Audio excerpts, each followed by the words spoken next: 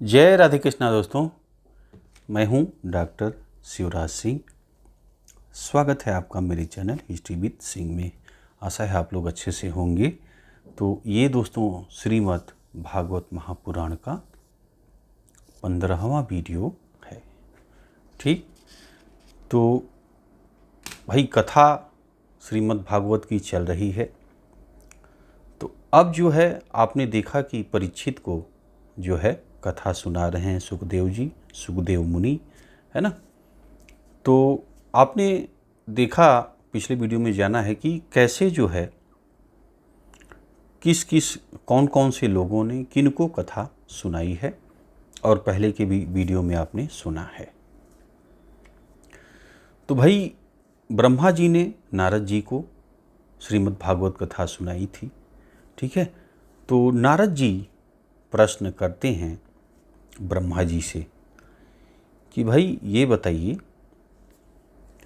आप सृष्टि के रचनाकार हैं, आपने सृष्टि को, पूरी जो जहाँ है पूरी दुनिया को आपने बनाया है, लेकिन फिर आप जो है ब्रह्मा जी से कह रहे हैं, नारद जी कहते हैं कि फिर आप किसका जो है ध्यान करते रहते हैं, किसकी जो है पूजा अर्चना करते रहते हैं, है ना।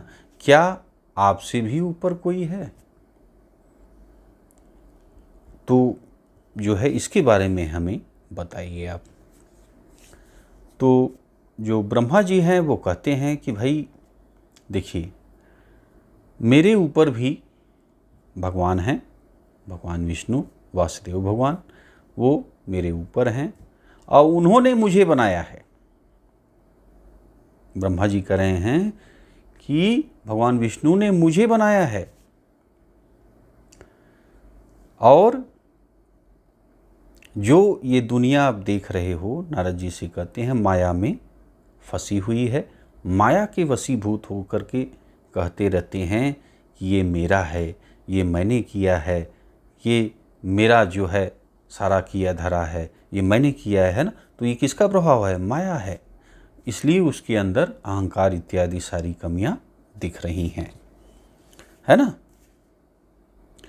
तो कहते हैं ब्रह्मा जी कि मैंने जो है भगवान से प्रेरणा लेकर के इस सृष्टि का निर्माण किया है। ब्रह्मा जी ये नहीं कह रहे हैं कि मैंने सृष्टि को बनाया है, कह रहे हैं कि मैं जो है भगवान विष्णु से, नारायण से प्रेरणा लेकर के इस सृष्टि को बनाया है। ठीक,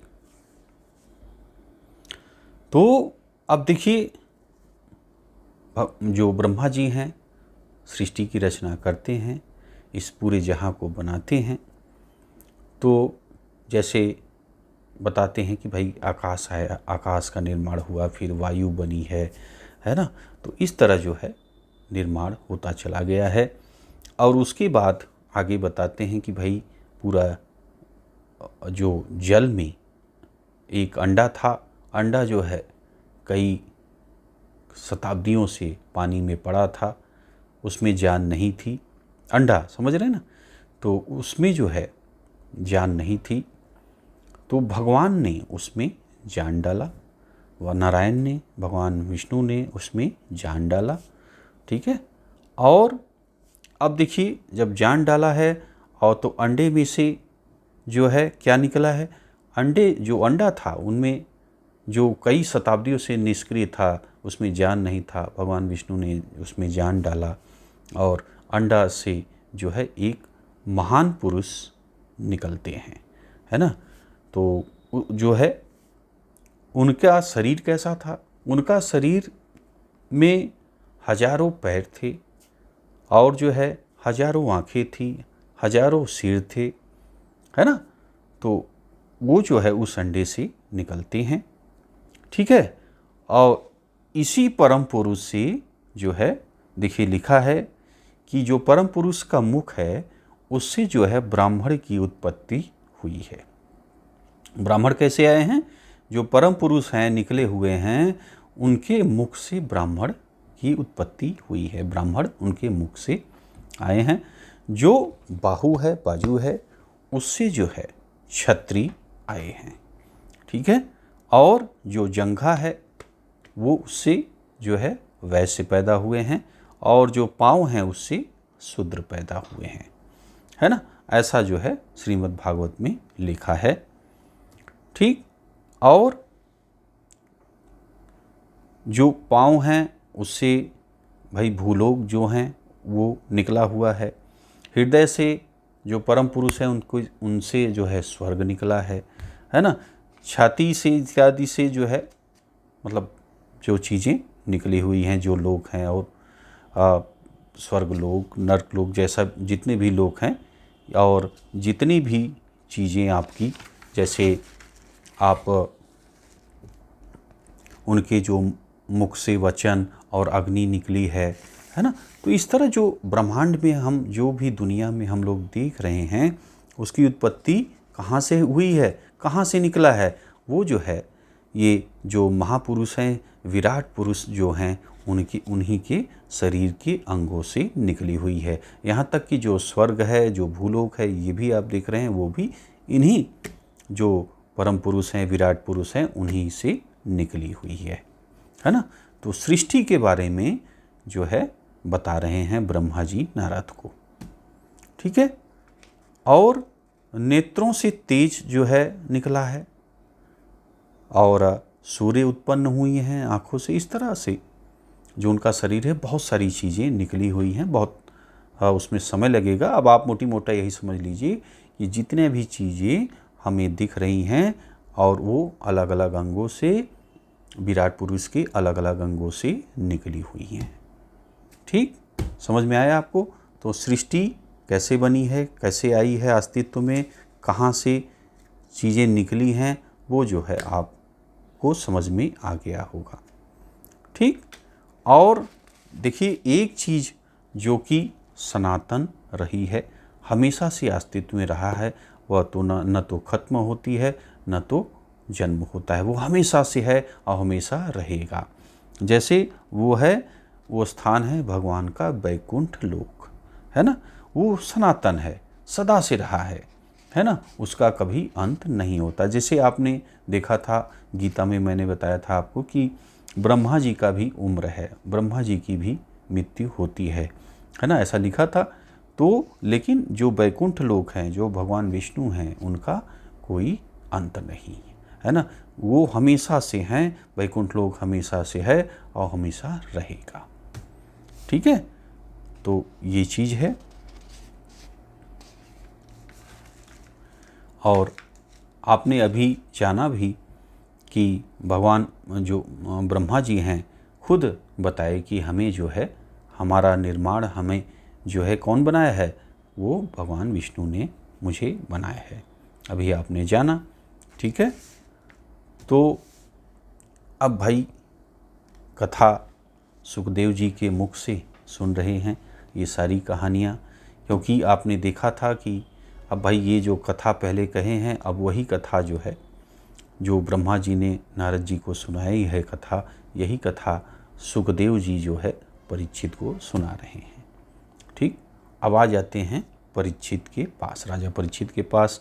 अब राजा परीक्षित सवाल जो है कर रहे हैं सुखदेव जी से, है ना, और जवाब भी अपने से ही दे रहे हैं। जैसे कर रहे हैं, नारायण की कथाएं सबका कल्याण करती हैं। जो भगवान विष्णु की कथाएं हैं वो सबका कल्याण करती हैं।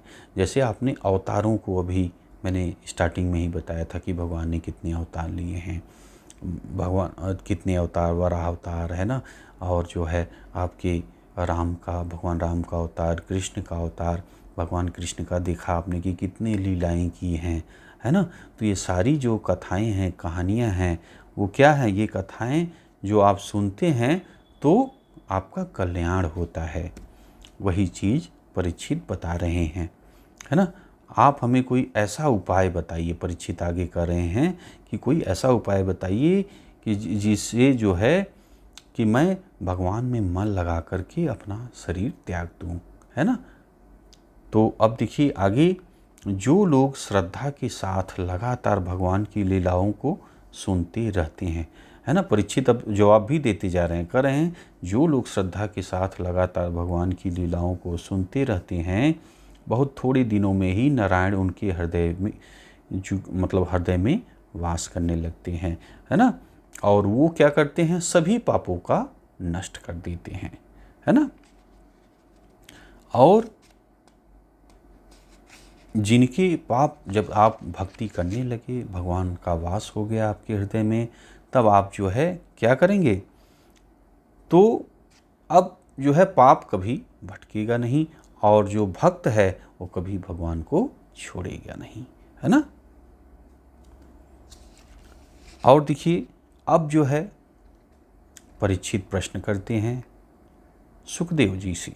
क्या पूछ रहे हैं, देखिए, कहते हैं कल्प क्या है, कल्प क्या है, विकल्प किसे कहते हैं, काल का अनुमान किस तरह किया जाता है, भूत, भविष्य और वर्तमान काल का अनुमान कैसे होता है, और स्थूल देहधारी मनुष्य, पितर और देवताओं की आयु का क्या प्रमाण है। और क्या कह रहे हैं, स्थूल देहधारी, है ना, जो शरीरधारी हैं, मनुष्य, पितर जो हमारे पूर्वज हैं, और देवताओं की आयु का क्या प्रमाण है। तो इस तरह और भी ढेर सारे प्रश्न जो है परीक्षित पूछते हैं सुखदेव मुनि से, है ना। अब इन सब का उत्तर क्या देते हैं सुखदेव जी, ये आपको मैं जो है अगले वीडियो में बताता हूँ। ठीक, तो दोस्तों कैसा लगा ये वीडियो, आप लोग जो है कमेंट करके बताइएगा, और अच्छा लगा यार तो लाइक करते हुए जाइएगा, शेयर करिएगा दोस्तों में, है ना। मिलते हैं आपसे अगले वीडियो में। वीडियो आपने देखा इसके लिए आपका बहुत बहुत धन्यवाद। जय राधे कृष्णा दोस्तों।